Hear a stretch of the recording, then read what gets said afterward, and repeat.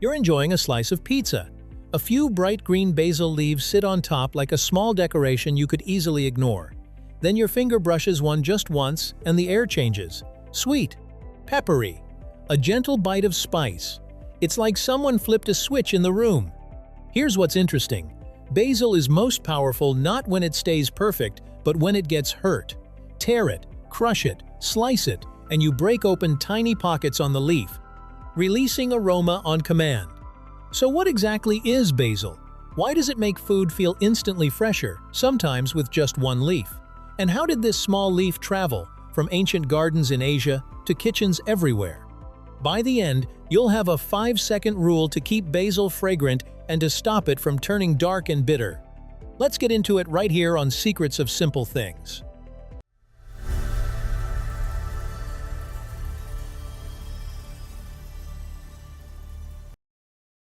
Basil isn't just an herb.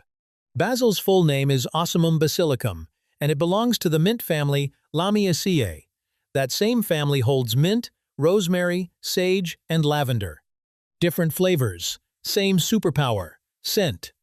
In this family, aroma isn't a bonus, it's a strategy. These plants evolved to store volatile oils that can repel insects, discourage hungry animals, and communicate, "Don't mess with me," without needing thorns or tough bark.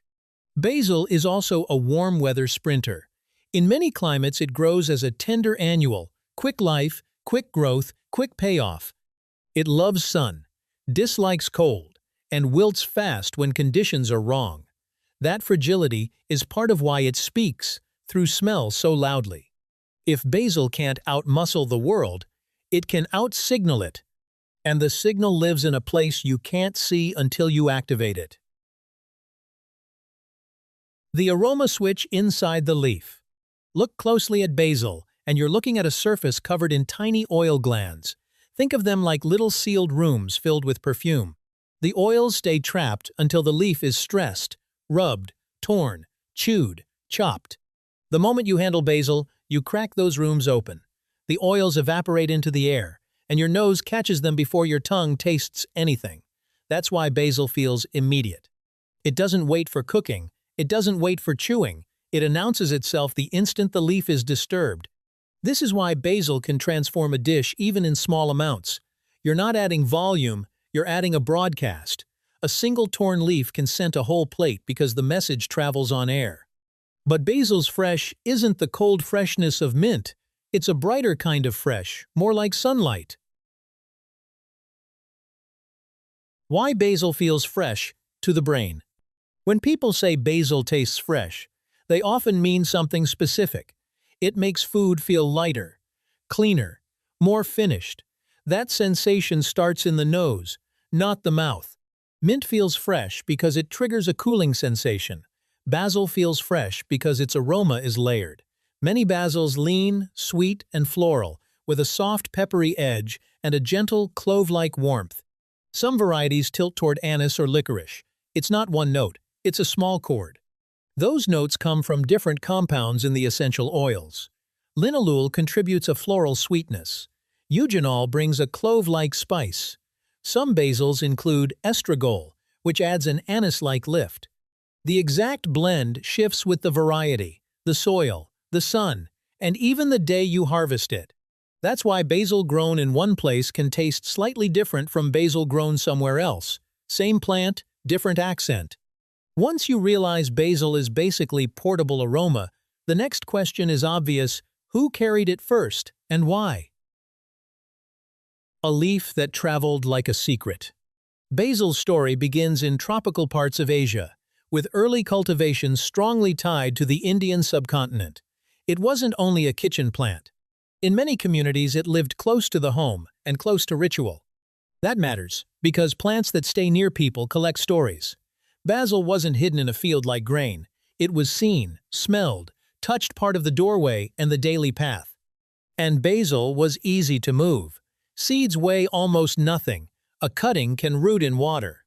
If you're a traveler, basil is the perfect companion. Small, useful, and instantly recognizable the moment you open the bag. Even if you forgot the name, you wouldn't forget the smell. so it spread along old routes through the Middle East and into Europe.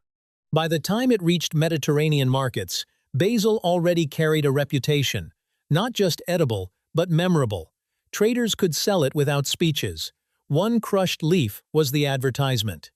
And in new climates, people selected new varieties greener, sweeter, sharper, until basil became a whole family of accents.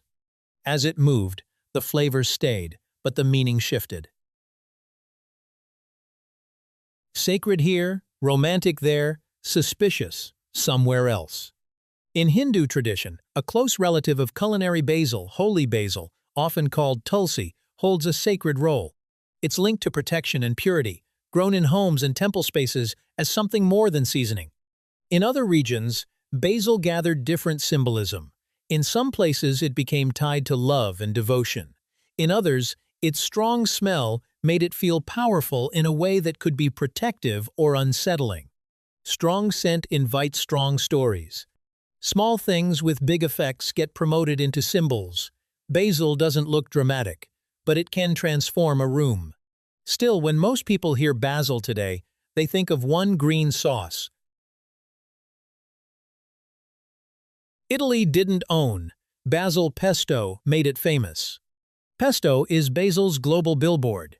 It came from Genoa, a port city in northern Italy, where trade, herbs, and preservation methods met daily life.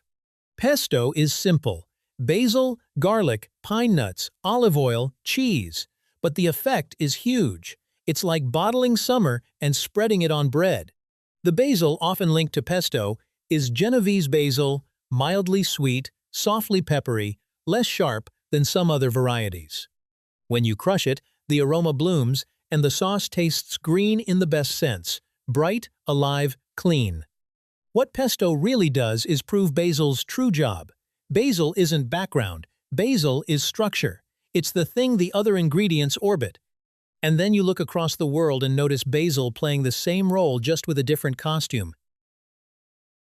Same switch, different dishes. In Thailand, Thai basil shows up in stir-fries and curries because it can stand up to heat. It carries a spicier, anise-like edge that doesn't collapse the moment a wok gets loud. In Vietnam, basil is served fresh alongside pho. It isn't there to look pretty. It's there to change the bowl, lift the steam, cut through richness, and make the broth feel clearer. Tear a few leaves, and the whole bowl gains a new top note. Across cuisines, basil adapts, but the job stays consistent. It flips a sensory switch. It makes food feel finished, not just cooked. Basil is famous on the plate, but it doesn't stop at the plate. Basil isn't only food. A close relative, tulsi, has been used for centuries in traditional systems like Ayurveda. People brewed it into teas and treated it as a daily ritual.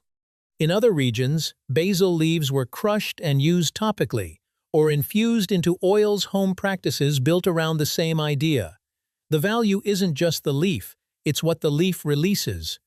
Modern science is still studying these compounds to understand their effects. But one thing is obvious, even without a lab: basil is chemically busy. It carries aromatic oils and antioxidant compounds that have kept humans interested for a long time. That's also why basil shows up in fragrance. Those volatile oils can be captured as essential oil and used in perfumes, soaps, and blends designed to feel clean, bright, and slightly spicy. Even the way people handle basil outside cooking echoes the same chemistry. When you steep leaves in hot water, the cup becomes a gentle, herbal cloud.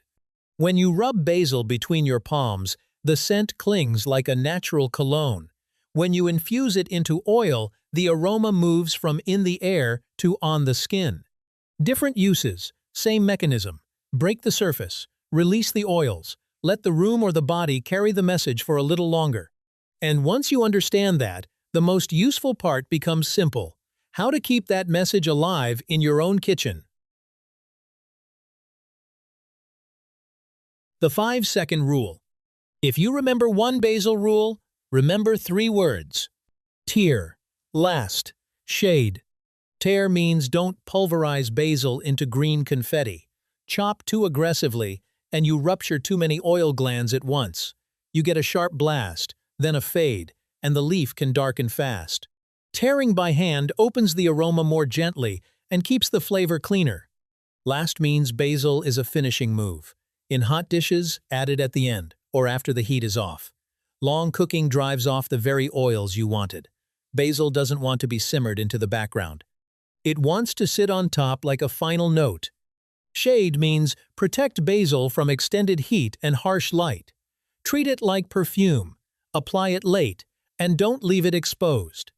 3 words, 5 seconds. Basil stays bright. And once you cook with that in mind, basil stops being garnish and starts being control. A small leaf with a big job. So, what exactly is basil? It's a mint family plant designed to store aroma and release it like a signal. It becomes most itself when it's activated, torn, not ignored. It's also a traveler. It moved with people, gathered meanings, and ended up in kitchens that had never met each other, yet still recognized the same switch. And maybe that's the real lesson. Sometimes the simplest ingredient isn't simple at all. Sometimes a small green leaf carries centuries of habit, chemistry, and human imagination. Next time basil shows up on your plate, don't ask if it's optional. Ask what it's about to change. If this changed how you see basil, tell me where you love it most: pizza, pesto, pho, or something else. And if you enjoy uncovering the quiet stories hidden inside everyday ingredients, consider subscribing so you don't miss the next small secret.